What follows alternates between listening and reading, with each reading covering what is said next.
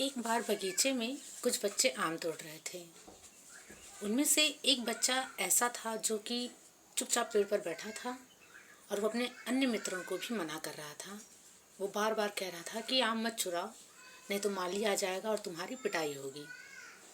लेकिन उसके मित्र उसकी कोई बात नहीं सुन रहे थे और लगातार आम तोड़े जा रहे थे। कुछ देर पेड़ पर बैठने के बाद उस बालक की नज़र एक गुलाब के फूल पर पड़ी। वो बालक चुपचाप पेड़ पर से उतरा और उसने उस गुलाब के फूल को तोड़ लिया। जैसे ही उसने उस फूल को तोड़ा और उस फूल को सूंघने लगा, इतने में सारे बच्चे भागने लगे, क्योंकि उस बगीचे का माली वहाँ आ गया। सभी बच्चे भागने लगे और कुछ बच्चों ने उससे कहा कि चलो भागो, माली आ गया है। उसने अपने मित्रों से कहा कि मैंने तो आम चुराया नहीं, मैं क्यों भागूं, मैंने कोई गलत काम नहीं किया है। सभी बच्चे बगीचे से भाग गए, लेकिन वह बालक निडर होकर उस बगीचे में खड़ा रहा। जब माली आया तो उसने उसे पकड़ा और जोर से एक चाटा मारा। उसने माली से कहा कि चाचा मुझे मत मारिए। तब माली ने कहा तुमने चोरी किया है।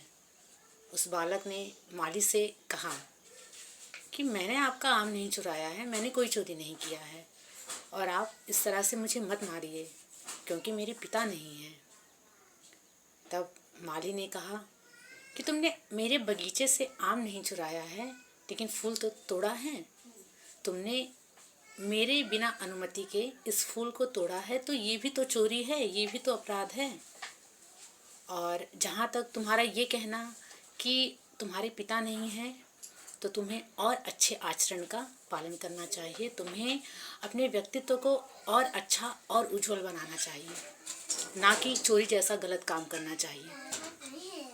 उस बालक को उस माली की बात उसी समय समझ में आ गई और उसने उसी दिन दृढ़ निश्चय किया कि अब वह जीवन में कोई भी गलत काम नहीं करेगा और सच्चाई और अच्छाई के रास्ते पर चलेगा।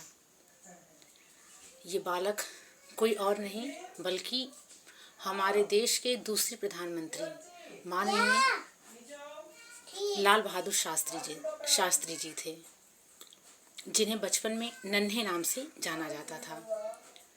शास्त्री जी किसी भी परिचय के मोहताज नहीं हैं। उनका व्यक्तित्व, उनका चरित्र हमें बहुत कुछ सिखाता है। तो बस उनकी इस घटना के माध्यम से मैं विशेष रूप से विद्यार्थी वर्ग को ये समझाना चाहती हूँ कि कोई भी गलत काम, चाहे हम उसे किसी भी तरीके से करें, गलत काम गलत होता है और उसका जो रिज़ल्ट होता है वो भी गलत होता है। तो अगर ये मेरी वीडियो, मेरी स्टोरी और मेरी सीख आप सभी को अच्छी लगे तो प्लीज़ मेरे चैनल को सब्सक्राइब कीजिए, मेरे इस वीडियो को लाइक कीजिए और अधिक से अधिक इसे शेयर कीजिए। आप सभी का बहुत आभार। हर हर महादेव।